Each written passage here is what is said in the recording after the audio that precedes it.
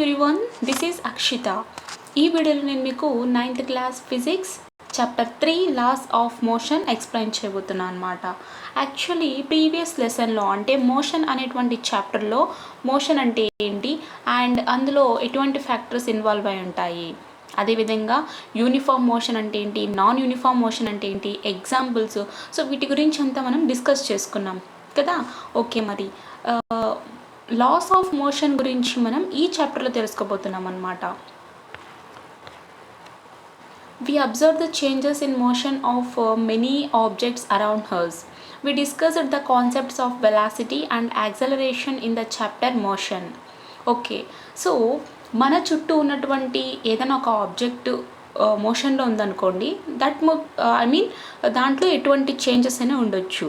Okay, అంటే ఏదైనా ఒక బాడీ యొక్క మోషన్లో either it should be speed అయినా చేంజ్ ఉండొచ్చు, లేదా దాని యొక్క డైరెక్షన్ ఆఫ్ మోషన్ అయినా చేంజ్ అయి ఉండొచ్చు. అంటే మన చుట్టూ ఉన్నటువంటి ప్రతి ఒక్క ఆబ్జెక్ట్ మోషను ఏ విధంగా అయినా కూడా చేంజ్గా ఉండొచ్చు. అదేవిధంగా ప్రీవియస్ చాప్టర్లో మోషన్ అనేటువంటి చాప్టర్లో వెలాసిటీ అంటే ఏంటి, యాక్సలరేషన్ అంటే ఏంటో తెలుసుకున్నాం. సో వెలాసిటీ మనం డిస్టెన్స్ బై టైం టేకన్గా తీసుకున్నాం అండ్ యాక్సలరేషన్ అంటే rate of change of velocity. Okay, so change in velocity by time taken, so that is the acceleration అని చెప్పుకున్నాం. Okay, philosophers of the ancient world were very much interested in the study of motion. Okay, so ancient world, so ఇంతకుముందు ఈ పురాతన కాలానికి చెందినటువంటి తత్వవేత్తలంతా కూడా motion గురించి తెలుసుకోవాలన్నటువంటి interest చాలా ఎక్కువ ఉందన్నమాట. సో ఆ విధంగానే మనం ఈరోజు ఎన్నో లాస్ గురించి తెలుసుకుంటున్నాం, వాటి యొక్క ఫంక్షనింగ్ గురించి తెలుసుకుంటున్నాం. ఓకే, అండ్ మన రియల్ లైఫ్ సిచ్యువేషన్స్లో ఏ విధంగా ఈ motion, laws of motion involve అయి ఉన్నాయి, వీటి గురించి అంతా కూడా మనం తెలుసుకుంటున్నాం అనమాట, because of the interest. One question agitating their mind was, what is the natural state of an object if it is left to itself? Our common sense tells that every moving object on earth, if it is left free for some time, gradually comes to rest by itself. What happens if you stop pedaling your bicycle? It slows down gradually and finally stops. Okay, so ఇక్కడ ఈ తత్వవేత్తలకు, ఈ ఫిలాసఫర్స్కు ఒక doubt వచ్చిందనమాట. ఏంటి ఆ doubt అంటే, ఒకవేళ ఏదైనా ఒక ఆబ్జెక్ట్, అంటే ఏదైనా ఒక ఆబ్జెక్ట్ని మనం మోషన్లో ఉన్నటువంటి ఆబ్జెక్ట్ని కొద్దిసేపు తనంతకు తానుకి వదిలేసినాం అనుకోండి, దాని యొక్క స్టేట్ ఏ విధంగా ఉంటుంది, ఐదర్ ఇట్ షుడ్ బి ఇంకా మోషనింగ్లోనే ఉంటుందా, లేదంటే ఇంకా రెస్ట్ పొజిషన్లో ఉంటుందా. ఓకే, ఫర్ ఎగ్జాంపుల్ ఇప్పుడు మనం ఏం చెప్తాము అంటే, భూమి మీద ఉన్నటువంటి ప్రతి ఒక్క ఆబ్జెక్ట్, అంటే ప్రతి ఒక్క మూవింగ్ ఆబ్జెక్ట్ కూడా ఏమవుతుంది, కొద్దిసేపటికి వదిలేసిన తర్వాత గ్రాడ్యువల్లీ రెస్ట్ పొజిషన్ తనంతకు తానే వచ్చేస్తుంది అనమాట. ఫర్ ఎగ్జాంపుల్ ఇప్పుడు మనం ఒక సైకిల్ని బాగా పెడల్స్ మీద లెగ్స్ పెట్టేసి బాగా తిప్పేస్తున్నాం అనుకోండి, బాగా తొక్కినాం అనుకోండి, కొద్దిసేపు తర్వాత మన లెగ్స్ని తీసేసినాక ఆ పెడల్స్ స్టిల్ మూవ్ అవుతూనే ఉంటాయి అండ్ కొద్దిసేపు తర్వాత వాటి యొక్క స్పీడ్ అనేది తగ్గిపోతుంది. ఓకే, సో స్లోగా అయిపోయి చివరికి స్టాప్ పొజిషన్లోకి వచ్చేస్తుంది అనమాట, అంటే పూర్తిగా ఆగిపోతుంది, రెస్ట్ పొజిషన్లోకి వస్తుంది. సో వీళ్ళు కూడా అదే చెప్తున్నారు. సో ఈ భూమి మీద ఉన్నటువంటి ఏదైనా ఒక ఆబ్జెక్టు, దాన్ని మనం తనంతకు తానుకి వదిలేసామనుకోండి, దాని యొక్క నేచర్ ఏ విధంగా ఉంటుంది, ఇట్ బికమ్స్ రెస్ట్ పొజిషన్ అనమాట. Okay, we wonder to know that Aristotle, the great philosopher of that time, also concluded that the natural state of an earthly object is to be at rest. He thought that the object at rest requires no explanation, as any moving body naturally comes to rest. Okay, ఇక అదేవిధంగా అప్పట్లో great philosopher అయినటువంటి Aristotle ఏం చెప్పాడంటే, భూమి మీద ఉన్నటువంటి ఏ object అయినా కూడా చివరికి దాని యొక్క న్యాచురల్ స్టేట్ ఏ విధంగా ఉంటుంది అంటే రెస్ట్ పొజిషన్లోకే వస్తుందని చెప్తున్నారు. ఇక్కడ ఏ ఆబ్జెక్ట్ అయితే రెస్ట్ పొజిషన్లోకి వస్తుందో, అంటే మూవింగ్ బాడీ ఎప్పుడైతే రెస్ట్ పొజిషన్లోకి వస్తుందో దాని యొక్క ఎక్స్ప్లెనేషన్ అయితే అవసరం లేదు అని చెప్తున్నాడు. Okay, Galilei have birthed to modern science by stating that an object in motion will remain in same motion as long as no external force is applied to it. Okay. So, modern సైన్స్‌కు గుర్తుగా మనం ఎవరిని చెప్పుకుంటున్నాం? గెలీలియోని చెప్పుకుంటున్నాం. Okay.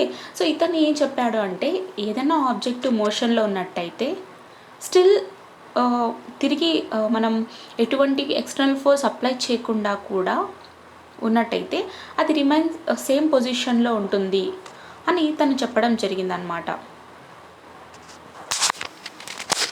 అంటే ఏదైనా ఒక object మోషన్లో ఉన్నట్టయితే సేమ్ మోషన్లోనే ఉంటుంది ఎప్పటి వరకు?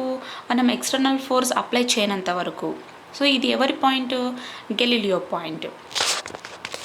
Galileo came up with 2 ingenious thought experiments.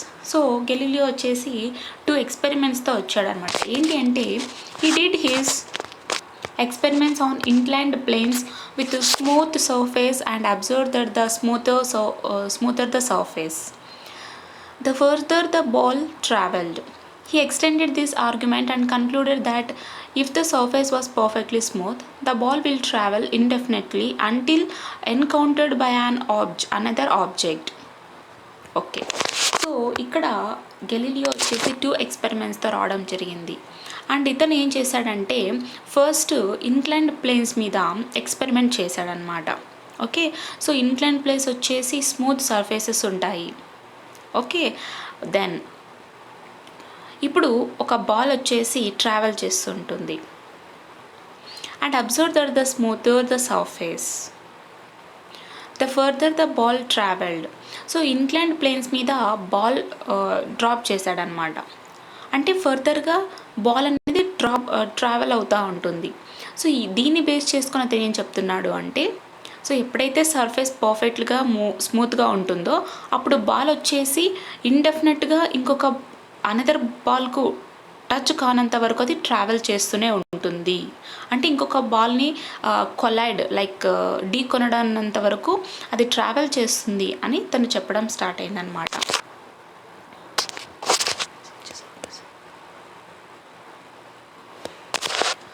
In real world such a surface of course does not exist. But ఇతను ఏం చెప్పాడు, ఫస్ట్ ఇన్క్లైన్డ్ ప్లేన్స్ తీసుకున్నాడు. ఇన్క్లైన్డ్ ప్లేస్ ఏ విధంగా ఉంటాయి? స్మూత్ సర్ఫేస్ కలిగి ఉన్నటువంటి ఇన్క్లైన్డ్ ప్లేస్ సజెస్ట్ చేసుకున్నాడు. అండ్ తను బాల్స్ని డ్రాప్ చేసినప్పుడు ఆ బాల్స్ వచ్చేసి ట్రావెల్ చేస్తున్నాయి అంటిల్ ఎప్పటి వరకు? ఇంకొక బాల్ని ఎన్కౌంటర్ అయ్యేంత వరకు ఆ బాల్స్ ట్రావెల్ చేస్తున్నాయి. బట్ ఇది రియల్ ఎగ్జాంపుల్లో చూసుకున్నట్టయితే మన ఎర్త్ మీద ఇటువంటి సర్ఫేస్ అయితే ఎక్కడా ఉండదు అని చెప్తున్నారు.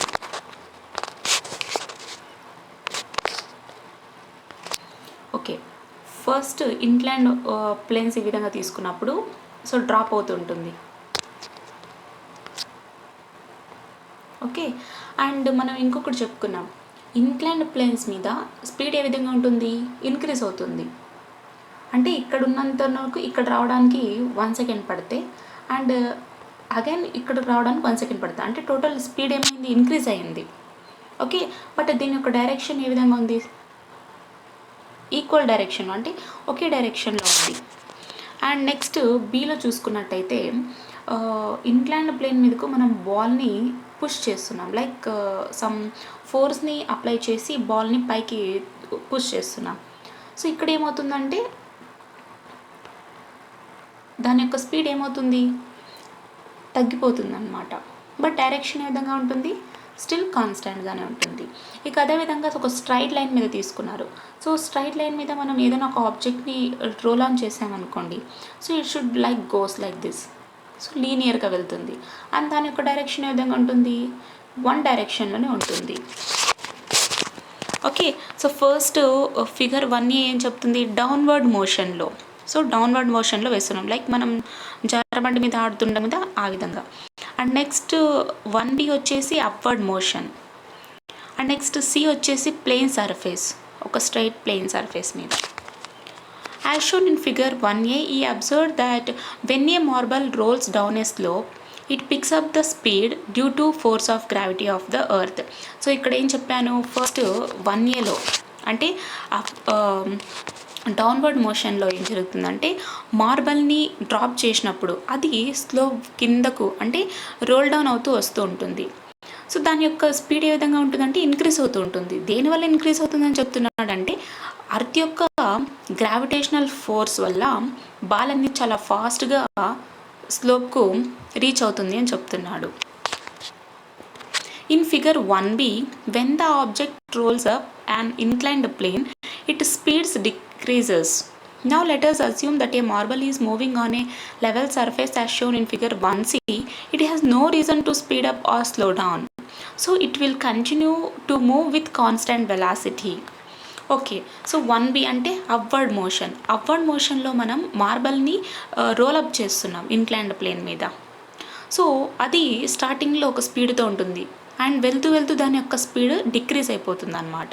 ఓకే, సో ఇది 1b అంటే అప్వర్డ్ మోషన్కి చెందినది. ఫర్ ఎగ్జాంపుల్ ఇప్పుడు మనం ఒక మార్బల్ని లెవెల్ సర్ఫేస్ మీద మూవ్ చేసామనుకోండి, దట్ ఈజ్ 1c. అంటే ఇక్కడ స్పీడ్ అవుతుంది అనడానికి లేదు, స్లో డౌన్ అవుతుంది అనడానికి లేదు. సో కాన్స్టెంట్ వెలాసిటీతో కంటిన్యూగా మూవ్ అవుతూ ఉంటుంది. ఎక్కడ? లెవెల్ సర్ఫేస్ మీద.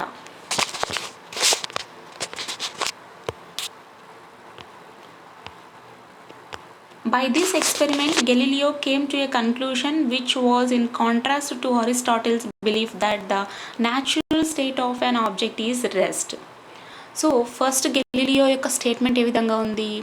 ఏ ఆబ్జెక్ట్ అయితే మూవింగ్లో ఉంటుందో, ఏ ఆబ్జెక్ట్ అయితే మోషన్లో ఉంటుందో స్టిల్ రిమైన్స్ సేమ్ మోషన్లోనే ఉంటుంది ఎప్పటి వరకు? అంటిల్ ఎక్స్టర్నల్ ఫోర్స్ అప్లై చేయనంత వరకు అని తన యొక్క స్టేట్మెంట్ ఇచ్చాడు గెలీలియో.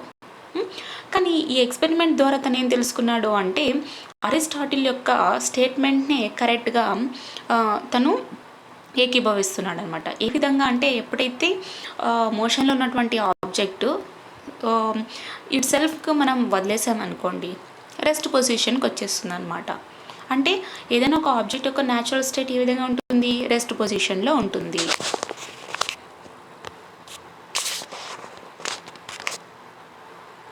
ఓకే, సో ఇక్కడ 2aలో చూడండి and 2b and next 2c. Okay, so ఇక్కడ AB ఈ రెండు కూడా motion along inclined planes with different slopes. So ఇవి రెండు కూడా ఇన్క్లైన్డ్ ప్లేన్స్ కలిగినటువంటివి, కానీ స్లోప్ ఏ విధంగా ఉందంటే డిఫరెంట్గా ఉంది. ఓకే, సో ఒక స్లోప్కి ఏమో ఒక అంటే యాంగిల్ అనేది డిఫరెన్స్ ఉంటుందన్నమాట. అండ్ C వచ్చేసి motion from inclined plane surface to plane surface, అంటే ఇన్క్లైన్డ్ ప్లేన్ నుంచి ప్లేన్ సర్ఫేస్కు మోషన్ ఏ విధంగా ఉంది.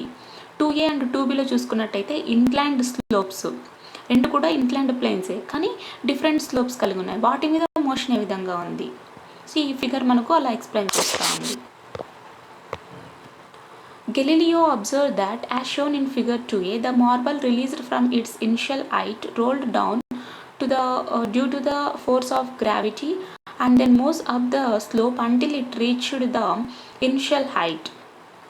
ఓకే, సో గెలీలియో ఇక్కడ ఈ 2 ఫిగర్స్ ఉన్నాయి కదా, అందులో 2aలో ఏం చేశాడంటే ఫస్ట్ ఇక్కడ 2aలో ఇన్క్లైన్డ్ ప్లేన్స్ ఉన్నాయి. ఓకే, ఫస్ట్ ఈ బాల్ని మనం డ్రాప్ చేయగానే సమ్వాట్ ఇక్కడికి రీచ్ అవుతుంది ఇది. సో రీచ్ అయ్యి స్పీడ్ ఇంక్రీజ్ అవుతుందని చెప్పుకున్నాం. ఏ విధంగా ఇంక్రీజ్ అవుతుందంటే due to gravitational force it attracts అనమాట. And again it moves up, అంటే ఈ విధంగా అంటే ఇలా పడింది, ఈ విధంగా నెక్స్ట్ రిటర్న్ మూవ్ అప్ అవుతుంది అనమాట. ఓకే, అండ్ తిరిగి ఆ స్లోప్కి మూవ్ అప్ అయ్యి ఎప్పటి వరకు మూవ్ అవుతుంది? మరి ఇనిషియల్ హైట్ రీచ్ అయ్యేంత వరకు మూవ్ అవుతుంది అనమాట. Then he reduced the angle of the upward slope and did the same experiment as in figure 2b. So 2b ఏం చేశాడు? ఫస్ట్ మనం 2aలో ఏం చెప్పుకున్నాము, అండ్ మనం ఎప్పుడైతే బాల్ని డ్రాప్ చేస్తామో so due to force of gravity so it reaches the ground and against moves up to the next slope. So ఈ విధంగా స్లోప్కి రీచ్ అయ్యి సేమ్ ఎగ్జాక్ట్ ఎక్కడైతే మనం ఇనిషియల్ పాయింట్ని మార్క్ చేసుకున్నామో అదే నెక్స్ట్ ఇనిషియల్ పాయింట్ వరకు రీచ్ అవుతుంది అనమాట. అందుకని చెప్పి ఈసారి గెలీలియో ఈ అప్వర్డ్ ఇన్క్లైన్డ్ ప్లేన్ ఉంటుంది కదా, దాని యొక్క స్లోప్ని తగ్గించేశాడు. సో తగ్గించేసి ఆ విధంగా మరీ సేమ్ ఎక్స్పెరిమెంట్ చేయడం జరిగిందనమాట. సో ఆ విధంగా చేసినప్పటికీ కూడా నెక్స్ట్ ఈ స్లోప్ని తగ్గించాడు కదా, సో బాల్ని డ్రాప్ చేస్తే అది అగైన్ ఫోర్స్ ఆఫ్ అట్రాక్షన్ ద్వారా మరి మూవ్ అవుతుందన్నమాట. మూవ్ అయ్యి ఎగ్జాక్ట్గా ఇనిషియల్ పాయింట్ వద్దకే రీచ్ అవుతుంది. Okay, the marble rolled up the same height, but it had to go further in this instance. That means the distance traveled by it is greater. He made his observation by further reduction in the angle of upward slope. He got the same results. To reach the same height, the ball had to go further each time. So ఈ విధంగా స్లోప్ని అంటే upward slope యాంగిల్ని తగ్గించేశాడు. So తగ్గించేసి same experiment చేస్తే అప్పుడు ఆ మార్బల్ వచ్చేసి సేమ్ హైట్కు రోల్ అవుతుందన్నమాట. కానీ ఇక్కడ డిస్టెన్స్ ట్రావెల్ వచ్చేసి ఎక్కువగా చేస్తుంది, బికాజ్ మనం స్లోప్ని తగ్గించేసాం కదా, యాంగిల్ ఆఫ్ స్లోప్ని తగ్గించగానే డిస్టెన్స్ అనేది ఇంక్రీజ్ అవుతుంది. సో ఇక్కడ ఎక్కువ డిస్టెన్స్ని ట్రావెల్ చేస్తుంది అనమాట. ఓకే, అండ్ నెక్స్ట్ అతను అబ్జర్వ్ చేసింది ఏంటి అంటే ఎప్పుడైతే అప్వర్డ్ స్లోప్ యొక్క యాంగిల్ని మనం రిడక్షన్ చేస్తామో అప్పుడు సేమ్ రిజల్ట్స్ రావడం జరుగుతుంది. సో ఇనిషియల్ పాయింట్కి రీచ్ అవుతుంది, కానీ డిస్టెన్స్ మాత్రమే ఎక్కువగా రీచ్ అవుతుంది అనమాట. సో మనకి ఇక్కడ సేమ్ హైట్ కావాలనుకుంటే ప్రతిసారి కూడా ఆ బాల్ ఈచ్ టైం కూడా మళ్ళీ ఫర్దర్గా మూవ్ అవ్వాల్సి ఉంటుంది అనమాట. Then a question arose in his mind, how far must it have to move to reach the same height if it has no slope to go up? Since it has no slope to go up as shown in figure 2c, obviously it should keep on moving forever along the level surface at constant velocity. Okay, so ఎప్పుడైతే upward slope యొక్క యాంగిల్ని తగ్గించేశాడో still same results వచ్చాయి, కానీ distance మాత్రమే గ్రేటర్గా reach అయిందని చెప్పాడు. So అందుకని చెప్పి ఒక డౌట్ వచ్చేసి, ఒకవేళ స్లోప్ లేకున్నట్టయితే అంటే ఒకవేళ ఎటువంటి స్లోప్ లేకున్నట్టయితే ఎంత దూరం ఇది వెళ్ళగలదు, సేమ్ హైట్ రీచ్ అవడానికి ఎంత దూరం వెళ్ళగలదు అని చెప్పి ఒక డౌట్ రావడం జరుగుతుందన్నమాట. అందుకని చెప్పి 2cలో స్లోప్ లేకుండా ఆ ఎక్స్పెరిమెంట్ చేయడం జరుగుతుంది.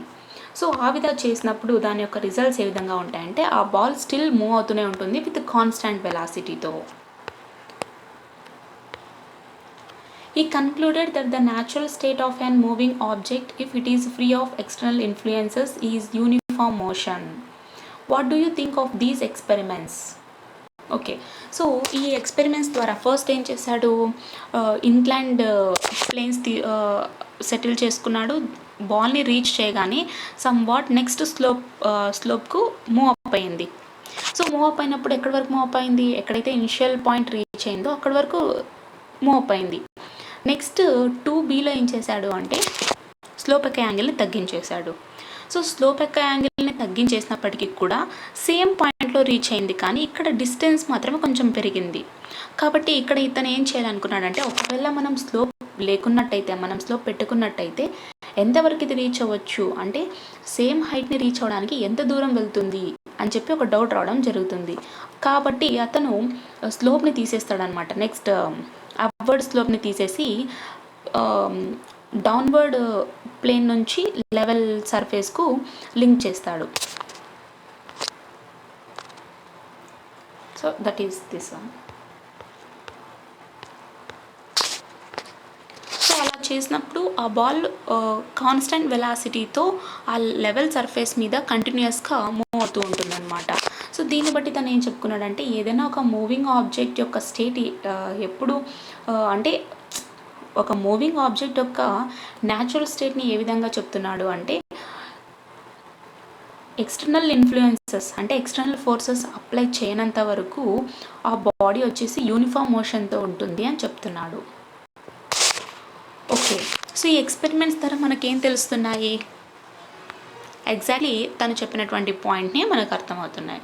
Is any external force required to stop a moving object? From this experiment we can say that an object will remain in uniform motion unless a net force acts on it. So ఇతను ఏం చెప్తున్నాడు, ఏదన్నా ఒక moving ఆబ్జెక్ట్ని మనం external force apply చేయకుండా ఉన్నట్టయితే అది దాని యొక్క న్యాచురల్ స్టేట్ ఏ విధంగా ఉంటుందంటే యూనిఫామ్ మోషన్లో ఉంటుందని చెప్తున్నాడు. అంటే మూవింగ్ ఆబ్జెక్ట్ని మనం స్టాప్ చేయాలంటే ఎక్స్టర్నల్ ఫోర్స్ అప్లై చేయాల్సిందేనా? సో ఈ ఎక్స్పెరిమెంట్ ద్వారా ఏం చెప్పుకోవచ్చు, మనం నెట్ ఫోర్స్ అప్లై చేయనంత వరకు మూవింగ్లో ఉన్నటువంటి ఆబ్జెక్ట్ యూనిఫామ్ మోషన్ కలిగి ఉంటుందని చెప్పుకోవచ్చు. Galileo imagined a world where there is no friction. But as we learned in class 8th, this is not possible in reality because friction which affects the motion of the object plays an important role in our life. Okay, so friction లేకుండా మనం ఉండలేము. Because మనం నడుస్తున్నామంటే it having some friction. Okay, then it has some friction అనమాట. So Galileo ఏమనుకున్నాడంటే ఈ ప్రపంచంలో ఎటువంటి ఫ్రిక్షన్ ఉండకూడదు అని ఇమాజిన్ చేసుకున్నాడు. కానీ అలా సాధ్యమవుతుందంటే నో. ఆల్రెడీ మనం 8th క్లాస్లోనే తెలుసుకున్నాం. ఓకే, సో ఫ్రిక్షన్ లేకుండా ఉండలేమన్నమాట. ఎందుకు అంటే మనం ఎక్కడన్నా వెళ్ళాలన్నా not only humans, so whatever the object దాని యొక్క మోషన్ ఉండాలి అంటే ఖచ్చితంగా ఫ్రిక్షన్ ఉండాలి. సో ఫ్రిక్షన్ ఉన్నట్టయితేనే ఆబ్జెక్ట్కి మోషన్ అనేది ఉంటుందన్నమాట. For example, if there were no friction we could not be able to walk on ground, we would not be able to stop a fast moving car, etc. It is very difficult to perform many physical activities without friction. Okay, so Galileo ఏమనుకున్నాడు, ఈ ప్రపంచంలో ఫ్రిక్షనే ఉండకూడదు అనుకున్నాడు. Because ఒకవేళ అలా ఉన్నట్టయితే మనం నడవలేము, అలాగే ఏదైనా మూవింగ్లో ఉన్నటువంటి వెహికల్ కానీ ఏదైనా కానీ దాన్ని స్టాప్ చేయలేము అన్నమాట. ఓకే, ఇక్కడ ఏ ఆబ్జెక్ట్ అయినా కూడా మోషన్లో ఉండాలి అంటే ఖచ్చితంగా ఫ్రిక్షన్ ఉండాలి. సో వితౌట్ ఫ్రిక్షన్ మనం నడవలేము, అలాగే ఫాస్ట్గా మోతున్నటువంటి కార్ని స్టాప్ చేయలేము. ఓకే, సో ఫ్రిక్షన్ లేకుండా మనం ఎటువంటి ఫిజికల్ యాక్టివిటీస్ని కూడా చేయలేమని చెప్తున్నారు. Built upon ideas primarily developed by Aristotle and Galileo, Sir Isaac Newton proposed his 3 fundamental laws which explain the connection between the force and a change in motion. These 3 laws are popularly known as Newton's law of motion. Okay, so ఇక్కడ Aristotle యొక్క ideas అలాగే గెలీలియోస్ యొక్క ideas అన్నీ కూడా అభివృద్ధి చెందుతూ sir Isaac Newton అనేటువంటి scientist 3 fundamental లాస్ని propose చేయడం జరిగిందనమాట. సో ఈ ఫండమెంటల్ లాస్ వేటి మధ్య కనెక్షన్ ఉంటుంది అంటే చేంజ్ ఇన్ మోషన్కు అలాగే ఫోర్స్కు మధ్య ఉన్నటువంటి కనెక్షన్ కలిగి ఉంటుంది. వీటి కనెక్షన్నే మనం ఫండమెంటల్ లాస్గా తెలుసుకుంటున్నాం. సో ఈ 3 లాస్ని మనం న్యూటన్స్ లా ఆఫ్ మోషన్ అని కూడా అంటాం అన్నమాట. Okay, so in the next video we will discuss about the 3 laws that are Newton's laws of motion.